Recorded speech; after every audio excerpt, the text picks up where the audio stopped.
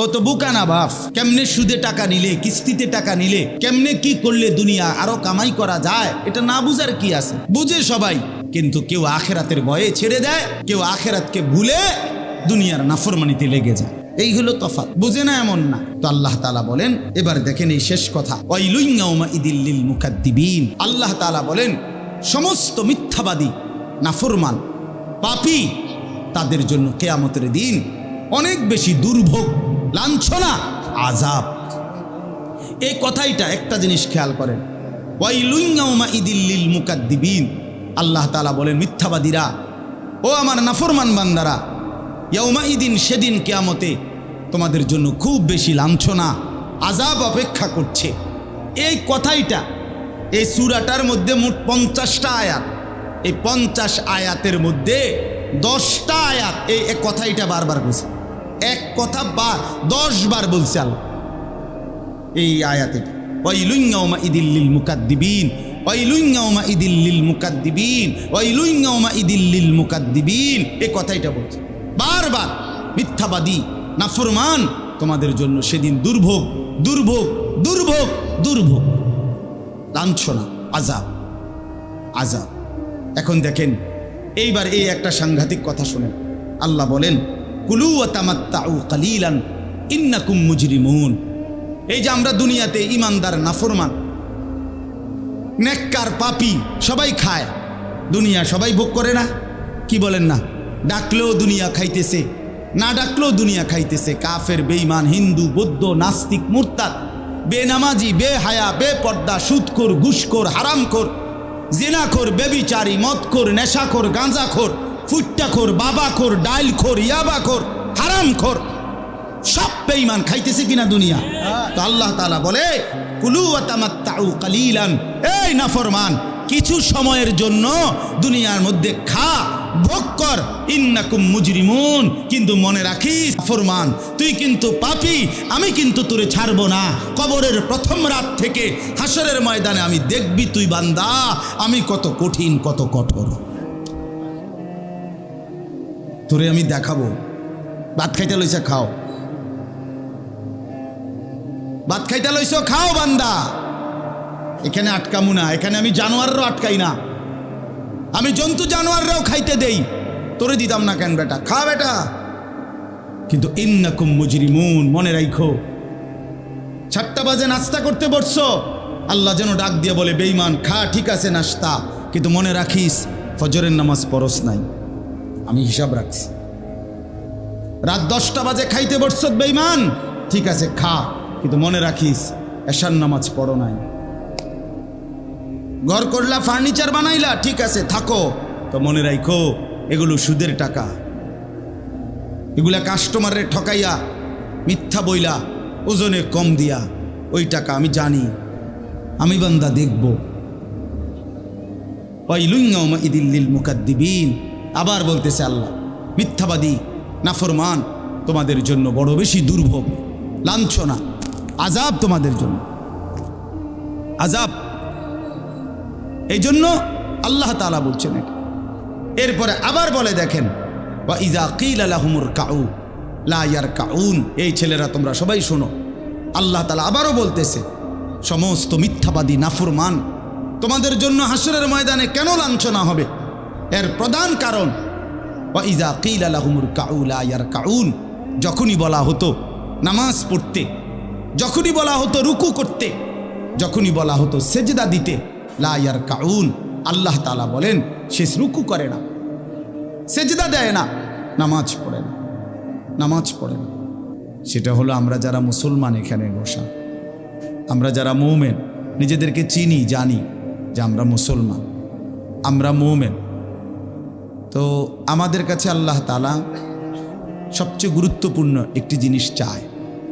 কোরআনুল কারীমে আল্লাহ তাআলা আমাদের মুমিনদেরকে, ইমানদারদেরকে ডাক দিয়ে দিয়ে বারবার এই চাওয়াটা বলেছেন, ইয়া আইয়ুহাল্লাযীনা আমানুত্তাকুল্লাহ। এই কথাটা আল্লাহ তাআলা কোরআনুল কারীমে বহুবার বলছেন, হে ইমানদারগণ, হে মুমিনগণ, তোমরা যারা বুঝো যে তোমরা মুসলমান, তোমরা মুমিন, তোমরা ইমানদার, তো আমি আল্লাহ তোমাদেরকে বলছি ইত্তাকুল্লাহ, তোমরা তাকওয়া অবলম্বন করো, তাকওয়া অবলম্বন করো, আল্লাহকে ভয় করো, তাকওয়া গ্রহণ করো। এই কথাইটাই তাকওয়া। প্রত্যেকটা ইমানদার, প্রত্যেকটা মুসলমান, ছোট বড়, জওয়ান বুড়ো, আমাদের সমস্ত ব্যক্তি আল্লাহকে ভয় করো মানে তাকওয়া অবলম্বন করো। ছেলেরা তোমরা ভাই এই হাতে ধরা যেই মোবাইলগুলো এটা নামায় ফেলো। আরে ভাইয়া আমাদের চেহারার দিকে তাকাই আসুন, শুধু শুধু এই মোবাইলটা নিয়ে ব্যস্ত হওয়ার কিচ্ছু নাই বাপ।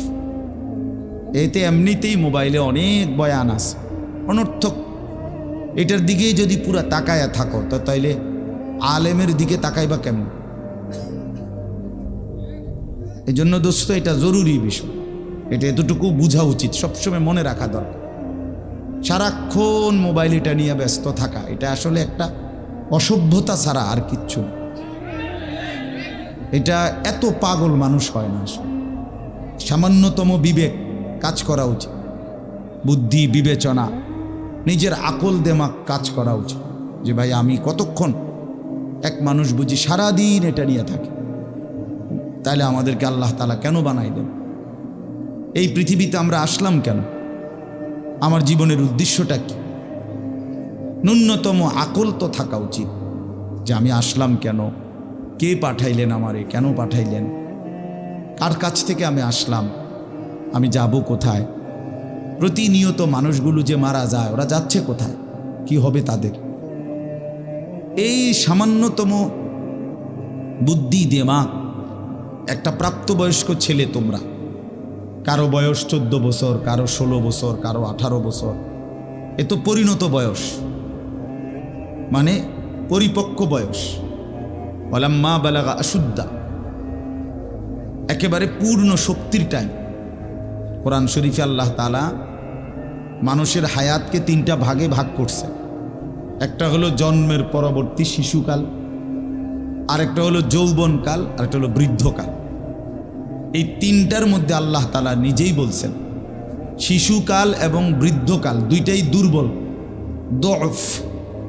এই শব্দের অর্থ দুর্বলতার সময়। আর শুধু কেবল আল্লাহ তাআলা যৌবনকালকেই বলছেন কুওয়াতান, শক্তির সময়। শক্তি, সামর্থ্য, শৌর্য, বীর্য, এই সবটাই যৌবনকাল। এই জন্য শক্তির সময়, সামর্থ্যের সময় মেহনত করতে হয়। যৌবনকালটাই জিন্দেগির প্রধানতম সময়। ভালো কিছু করলেও এই টাইমে, নিজেরে নষ্ট করে দিলেও এই টাইম, গড়লেও এই হায়াত, এটাই সুযোগ, বরবাদ করে দিলেও এটা সুযোগ। বুড়া মানুষ, বয়স্ক লোক ইচ্ছা করলেও অনেক নেক কাজ করতে পারে না, ইচ্ছা করলেও অনেক গুনার কাজও করতে পারে। বয়স হয়ে গেছে 60 বছর, 70 বছর, এখন চাইলেই সারা রাত তাহাজ্জুদ পড়তে পারবে না, চাইলেই সারা রাত নাচের আড্ডায়ও থাকতে পারবে না, শরীরে কুলাবে না, ইচ্ছা থাকলেও পারবে না। ইচ্ছা করলেই আল্লাহর জন্য জান কোরবানি করে দ্বীনের জন্য কঠিন মেহনত মুজাহাদা করতে পারবে না। এটা স্বাভাবিক। আমার মনে আছে একটা সময় 2.5 ঘন্টা 3 ঘন্টাও পায়ে হাইটা কোথাও মাহফিলে গেছে, এখন আর এটা সহ্য হয় না। তাইলে হায়াতের একটা অংশ আছে মানুষের। এই জন্য প্রিয় ভাই, সবাইকে বললাম, তুমি যদি কমপক্ষে নিজের হায়াতের কদর না করো, নিজেকেও যদি কমপক্ষে না বুঝলা, তো কি বুঝলা জীবন? এই সমাজ, এই দেশ, এই জাতি, নিজের এলাকা, পাড়া, মহল্লা, কারো কোনো উপকার করলা না। কমপক্ষে নিজের উপকার তো করো, নিজের ভালো, নিজের কল্যাণ, নিজের জন্য তো কমপক্ষে, যে আমি যে একটা মানুষ, আমি যে সারাদিন 1 ওয়াক্ত নামাজ পড়ি না, সারাদিন মোবাইলের মধ্যে নাচ গান, ছবি, নর্তকীর সিনেমা, নাটক, অস্থির দৃশ্য, উলঙ্গ ছবি, সারাদিন সমবয়সী বন্ধুদের সাথে আড্ডা দিলাম, দুষ্টামি করলাম, ফালতু কথাবার্তা করে কাটাইলাম। আচ্ছা, এটা রাত শেষে ঘুমের টাইমে হলো তো মানুষের বিবেকে একটু হলেও নাড়া দেওয়া উচিত, যে আমি বাস্তবিক অর্থে সারাদিন কি করলাম। এতটুকু দেমাগ যদি, এতটুকু আকল যদি কারো না থাকে, তো এটা সুস্থ মানুষ কি বলে? এ তো স্বাভাবিক মানুষ না ভাই। এ তো প্রতিবন্ধী, এ তো পাগল, মাতাল, অসুস্থ মানুষ। এই জন্য দোস্ত আমার, বন্ধু আমার, এদ্দুর কমপক্ষে অনুরোধ করলাম, প্রত্যেকটা অনেক ছেলে মাশাআল্লাহ, অনেক নওজোয়ান তোমরা, আমার অনুরোধ রইল এতটুকু দিল দিয়া ভাইব, নিজেরে নিয়ে শুধু ভাইব, আর কিছু না করো, নিজেরে ভাইব। রাসূলুল্লাহ সাল্লাল্লাহু আলাইহি সাল্লাম বলছেন, এক সাহাবী একদিন নবীজিকে জিজ্ঞেস করছে, হুযাইফা, ইয়া রাসূলুল্লাহ, আমি যদি দ্বীনের উপরে চলতে গিয়ে কখনো এমন হয় যে আমার সাথে কেউ নাই, সবাই আল্লাহর নাফরমানিতে লিপ্ত, আমি শুধু একা, তখন আমি কি করব? আল্লাহর নবী সাল্লাল্লাহু আলাইহি সাল্লাম বললেন, ওয়ালাউ আন তাআদ্দা বিআসলি শাজারাতিন, প্রয়োজনে তুমি একটা গাছের গোড়ালি, শিকড় কামড়াইয়া ধইরা পড়ে থাকবে একা, তারপরও দিন ছাইরো না, আল্লাহকে ছাইরো না, ইবাদতকে ছেড়ে দিও না। সবাই বলতে যাক, সবাই নষ্ট হয়ে যাক, সবাই চরিত্রহীন হয়ে যায়, তারপরও কমপক্ষে নিজের হেফাজত। রাসূলুল্লাহ সাল্লাল্লাহু আলাইহি ওয়াসাল্লাম বলছেন, মানুষের মধ্যে অন্যায়, নাফরমানি, মানুষের মনের চাহিদা, খেয়াল খুশি, খামখেয়ালি, এগুলো যখন বেড়ে যাবে, আল্লাহর নবী সাল্লাল্লাহু আলাইহি সাল্লাম বলছেন, ফাআলাইকা বিখাসাতি নাফসি, শুধু তখন নিজেরে আঁকড়ায় ধরো, ও দাইল আওয়াম, যাও, না পারলে মানুষের ছেড়ে দাও যে আমি আর পারলাম না, কিন্তু কমপক্ষে নিজেরে নষ্ট করো, নিজেরে বরবাদ করো, নিজের নামাজটুকু পড়ো, নিজের চরিত্রটা ভালো রাখো। এটা কি জীবন যে আমি বানের পানির মতো, স্রোতের মতো ভাইসা গেলাম, চরিত্রহীনতায়, অশ্লীলতায়, বেহায়াপনায়, রাত শেষে, দিন শেষে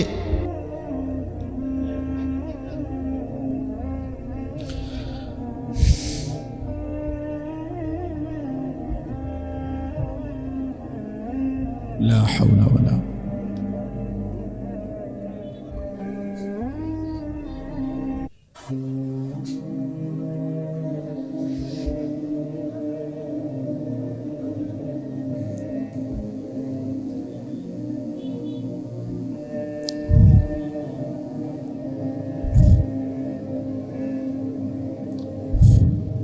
আলহামদুলিল্লাহ। এজন্য ভাই আমি এটা অনুরোধ করলাম, আমি আরো পরে বললাম হইলে এখনই বলে ফেললাম, বাস্তবিক যে আমরা যেন প্রত্যেকেই, বয়স্ক মানুষ যারা আছেন, চাচারা, বাবারা, আপনারাও ভাইবেন, শেষ পর্যন্ত হায়াতের শেষ সময় ইনসাফের সাথে চাচা জিন্দিগির হিসাব মিলায়েন। আসলে ওয়ালতানজুর নাফসুম মা কদ্দামাত লিগাদ, আল্লাহ তাআলা বলছে, বান্দা তোমাকে বলছি, বান্দা প্রতিদিন হিসাব কইরো, লক্ষ্য করো আজকে তুমি আগামীকাল আখেরাতের জন্য কি পাঠিয়েছ। ধরে নাও আজ তোমার মৃত্যু, তো এরপরে পৃথিবী থাকলে থাকতো আর কি, আমি তো আর নাই, আমি মরে গেলে ভাইয়া পৃথিবী মনে করো আরো অনেক দিন থাকছে, পৃথিবী ধ্বংস হয় নাই, বুঝলাম কিয়ামত আরো 100 কোটি বছর পরেই হোক না, কিন্তু আমি তো আর নাই, আমার হায়াত তো শেষ, আমি তো আর পৃথিবীতে ফিরবো না। তো এরপরে পৃথিবীর সবাই যদি চাঁদের দেশেও চলে যায়, আমার কি লাভ?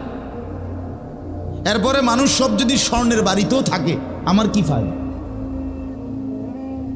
আমার ফায়দাটা কি ভাই? বাবা বলেন, সুদের টাকা দিয়া, ঘুষের টাকা দিয়া, হারামের টাকা দিয়ে, আল্লাহর নাফরমানি করে, অবৈধ পন্থায় হারাম রোজগার করে ঘরবাড়ি দিয়ে গেলেন, ছেলে পেলে করে, তো ছেলে পেলে করে দিয়ে গেলেন, কিন্তু আপনি তো থাকতেন না, আপনি তো খুব অল্প সময়ের ব্যবধানে কবরে চলে যাবেন, তো সেই কবরে কেমনে থাকবেন? তো নিজের ঘরকে অরক্ষিত করে, নিজের ঘরে ডাকাত রাইখা আপনি বুঝি আরেকজনের ঘর বাঁচাইতে গেলেন, আপনার ঘরের আগুন লাগছে, আপনি বুঝি আপনার ঘর নিভাইবেন না। এই বোকামি আমাদের বয়স্ক লোকরা করেন, শেষ বয়সে হারাম টাকা, সুদের টাকা দিয়া, অবৈধ টাকা দিয়া, কিস্তিতে টাকা দিয়া ঘর করে দিছে, জমি কিনে দিছে, বাজারে ভিট লইয়া দিছে, দোকান নিয়ে দিছে, বিদেশ পাঠাইয়া দিছে, বাপ হিসাবে 12 লাখ টাকা সুদে নিছে, কিস্তিতে নিছে। হায় মুসলমান, কি করলেন?